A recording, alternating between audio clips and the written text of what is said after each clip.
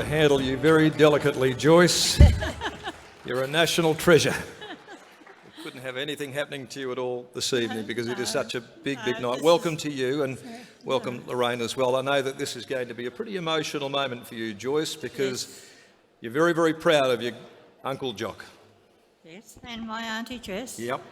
Yes, they looked after me a lot throughout my life, and I've got a photo of Willie here, and as well, and I've seen a couple of the boys here tonight. Jock's former apprentices, of course, in the room, and the photos here on stage are actually connected. They're Jock and Jess, and they brought the photos and sat them at their dinner table tonight to feel the spirit of them in the room as the induction was unfolding. And also another part of the story I'm going to come to in a few moments, because I think in as much as the great deeds of Jock as a horse trainer, I think there's another part to this story here that everyone's going to be fascinated by. Well. Just, you spent a lot of time, both of you, at the stables, didn't you, in Ascot there. Can you just give us an insight, both Joyce and Lorraine, about Jock Campbell? He was to the man that he was. Such a human being. He was, if he could help somebody out, he would. And I don't know how many boys went through the stable. I did make a list of it all. But I can remember right back when his first apprentice was a chap called Alan Walkerton. And probably some of the older folk would remember him. But it went right down. And the Myers boys, Laurie Brown, a lot of them, Jimmy Dickinson, there's some of them. I think Laurie Millington's in the room too here this evening, and Laurie was apprenticed. Bernie's here too, and I can remember you boys. It was being an apprentice to Uncle. Uncle was firm, and he was, but he had a heart of gold.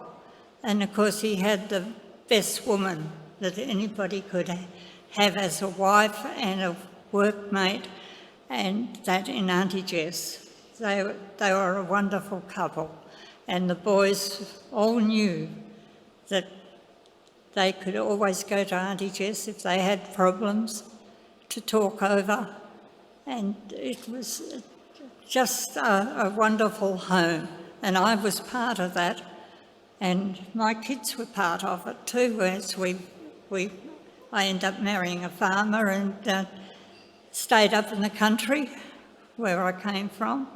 And Lorraine could tell you what it was like to go down to and holiday or stay at the stables. There was a lot of formality in the house, wasn't there? Oh, yes. And I mean, dinner time was special. Oh, you had to be dressed a certain way to come to dinner. If you were an apprentice, they wouldn't have been out of place here tonight at this black tie affair. They had to, when they finished their work at the stables, they all had to get cleaned up to come for dinner at night. And actually, I think a lot of the boys put on weight too quickly because Auntie was such a good cook. But yes, I've got a lot of memories, yes. Fantastic. You were obviously the great niece, and you would have seen it from a different viewpoint to your mother. Yeah, well, being a young kid and coming from the bush, we would always come down, and because the big thing was being able to see the horses, which was pretty special. Yeah. And for years, you know, like as soon as we'd stay there, Uncle would organise for Willie particularly to take us for a ride. And as the years went on, you know, sort of in the mornings he would just say, oh, who wants a ride? Willie would just say, who wants a ride? He never used to ask Uncle after that. So it was, very, very special. I want to introduce Willie to everyone here in this room this evening, because it's a very important aspect of Jock and Jess's life. One that I think I found more rewarding than all of the winners, all of the great horses, all of those owners that he trained for, the legendary jockeys that rode for him and were so successful. It's a rare story because it does start with a baby Indigenous boy that was left alone in a weave basket, discovered by the monks on the steps of the monastery in New Norcia. That little boy became an orphan at Clontarf, And then at 14 years of age, he found his way into the stables and into the life of Jock and Jess Campbell, didn't he?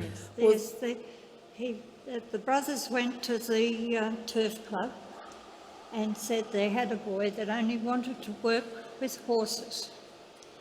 He was 14 years of age, and that was Willie Gill.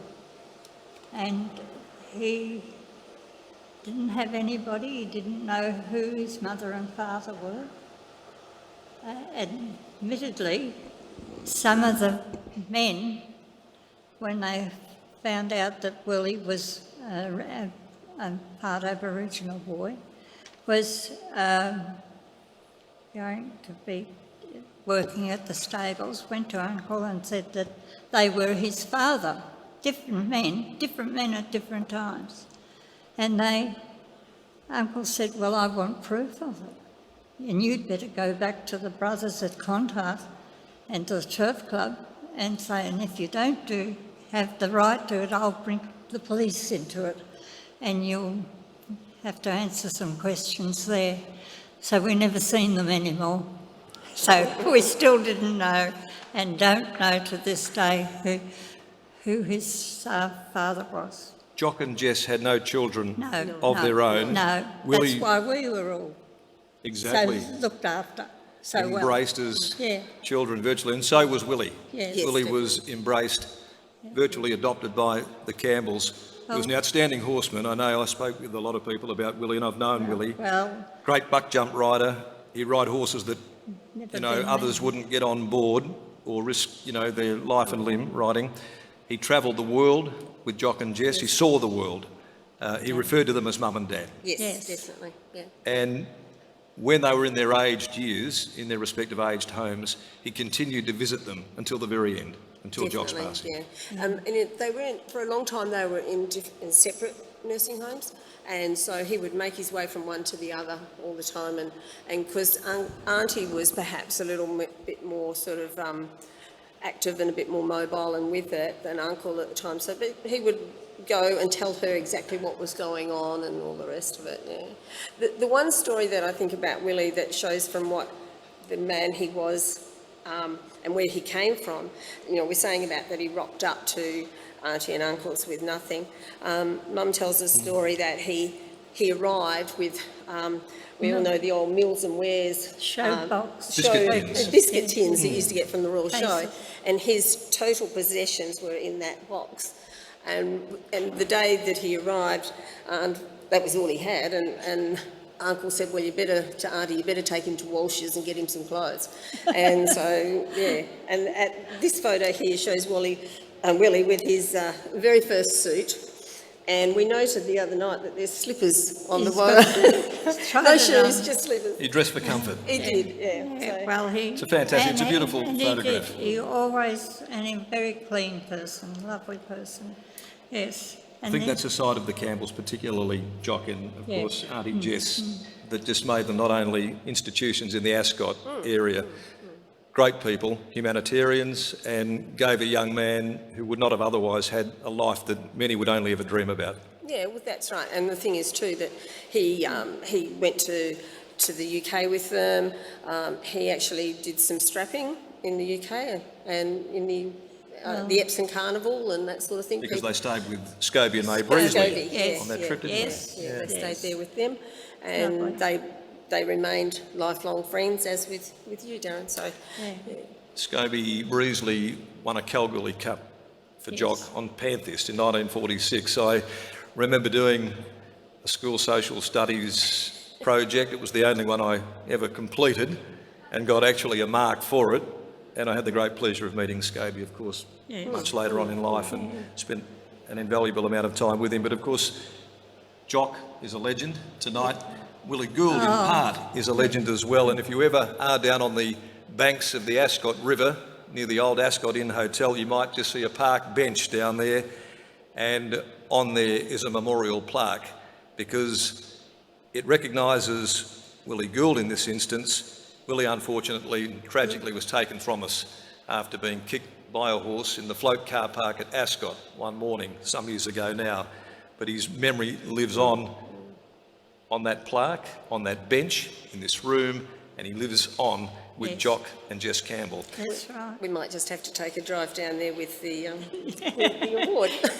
What a great idea. Yes, no, it's Thank you, wonderful. Joyce. Well, Thank there you, you are. Lorraine, for coming along. That's for you. And thank you for the Thank you. photograph too. And Of I Willie, it'll would bring back like- some great memories.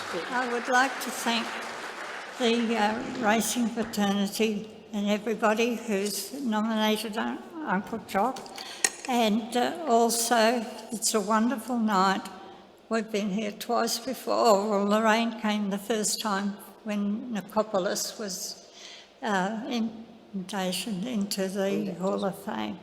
But now this is absolutely wonderful, and I know if they were alive today, they would be so honoured and thrilled about it. It's a wonderful reward for all the boys and owners and apprentices and jockeys that went through the stable and rode the horses, and they were beautiful animals. I've got heaps of photos, but no names on the back of them, and it's just absolutely beautiful. Joycey, Yeah. you're a treasure. Thank you for being with us tonight. Yeah, Lorraine, well, thank you. Thank you. And thank you Ladies so and much. gentlemen, please put your hands together.